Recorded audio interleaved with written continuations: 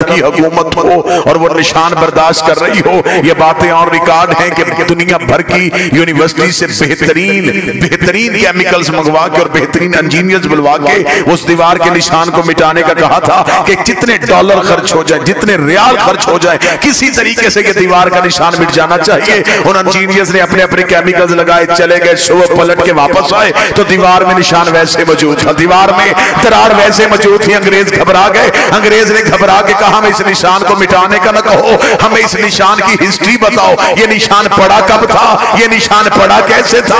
उस वक्त सऊदी हुकूमत बताने में मजबूर हो गई कि सदियों पहले अबू तालिब के सहन से एक बीबी निकल के काबे के दीवार के करीब आई थी और दीवार ने फट के रास्ता दे दिया था। अंग्रेज के कह के वापस चला गया। जिन्हें रास्ते खुदा देता हो बंदे वापस नहीं ले।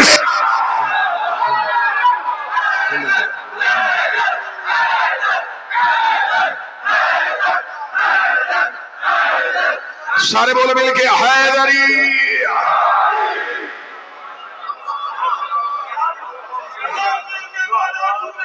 बिस्मिल्लाह।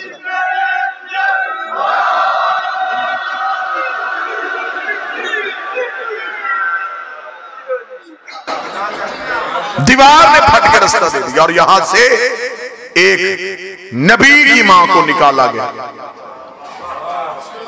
तो जो पूरी साहब हटाया नहीं गया। बीबी मरियम रहती ही अल्लाह के घर में बरबतूल। खुदा ने अपने घर से नज़ूल हजरत ईसा के वक्त का मरियम चले जाए, ये इबादत खाना है, जिचा खाना है। यहां बच्चे नहीं आते, यहां सजदे होते।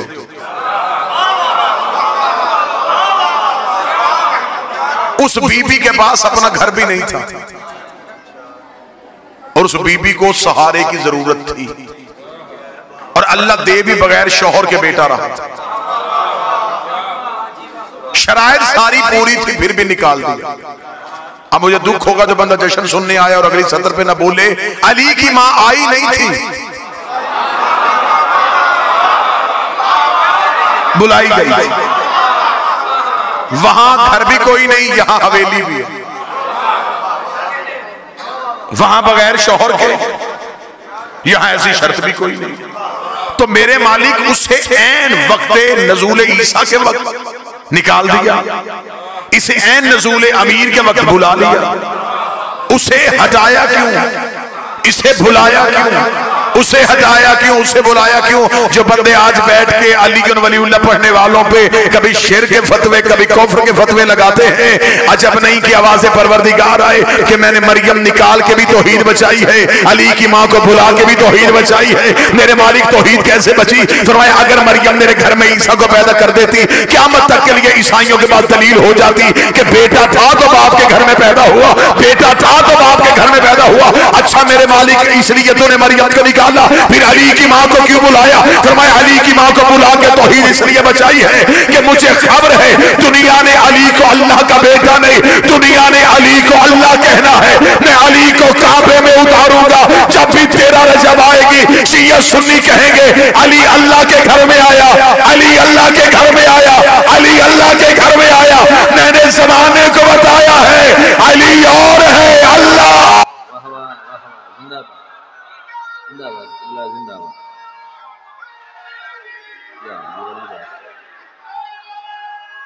बिस्मिल्लाह।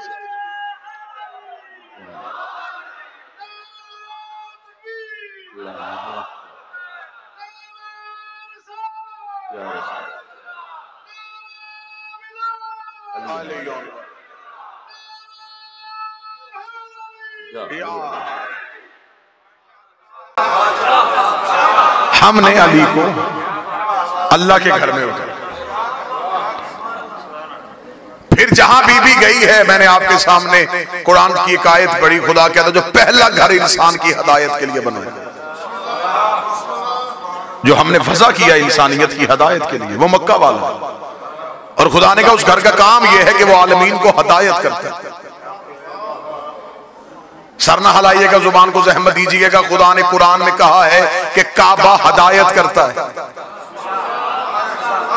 और काबे की पकीजगी पे किसी को कोई शक नहीं। क्योंकि हाथी का पाक होना जरूरी है। काबा करता है हदायत, काबा करता है जमाने को बाबा जी हदायत, और हाथी का हदायत के लिए बोलना भी जरूरी है। खुदा कुरान में कहते हैं कि काबा हदायत करता है। जश्न का माहौल है, मुस्कुराया भी जाए तो इबादत है। जो काबा हदायत करता है, बाबा जी मैंने उसी काबे के गिर्द लोगों की जेबें भी कट होती देखी, और खुदा कहता है ये हदायत करता है। अगर काबा हदायत करता है तो काबा रोकता क्यों? इसका मतलब है कि काबे की हदायत का मियाद ढूंढना पड़ेगा कि काबा हदायत करता कैसे, काबा हदायत करता कैसे। बाज दफा होते हैं बुजुर्ग ने बच्चे का हाथ पकड़ा होता है, गली में जाते जाते सामने वाली बिल्डिंग की तरफ इशारा करके, बेटा ये सामने स्कूल है ना, मैं यहां से पढ़ा था। पढ़ाया स्कूल ने नहीं, उसके अंदर कोई उस्ताद है। जो बंदे चुप बैठे हैं, बंदा बस में बैठ के साथ वाली सवारी को कह रहा होता है कि मुझे उस अस्पताल से शिफा हुई थी, नब्ज़े अस्पताल ने नहीं देखी, उसके अंदर कोई डॉक्टर है। पढ़ाया स्कूल ने नहीं, उसके अंदर कोई टीचर है। फिर काबा भी हदायत नहीं करता, अंदर देख अंदर कोई हादी है,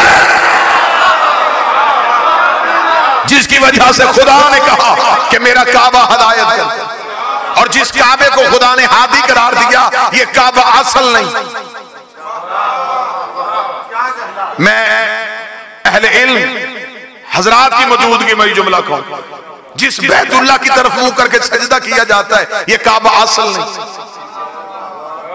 ये है बैतुल मामूर की छवि, ये है जमीन का मरकज, वो है आसमान का मरकज। ये काबा उस काबे की छवि।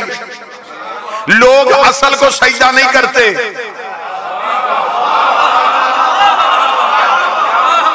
अच्छा मौलवी शबी को सजदा करे तो नमाज हो जाए।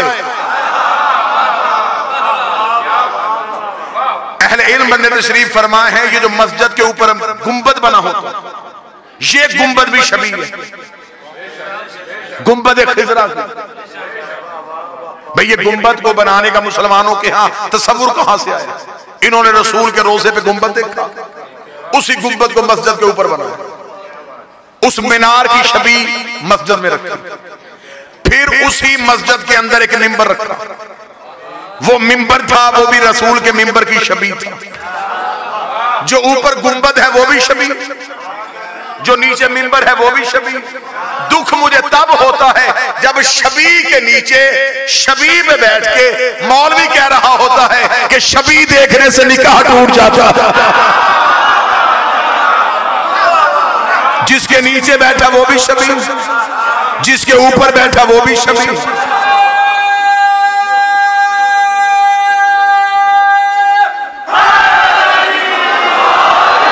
ये काबा उस काबे की छवि,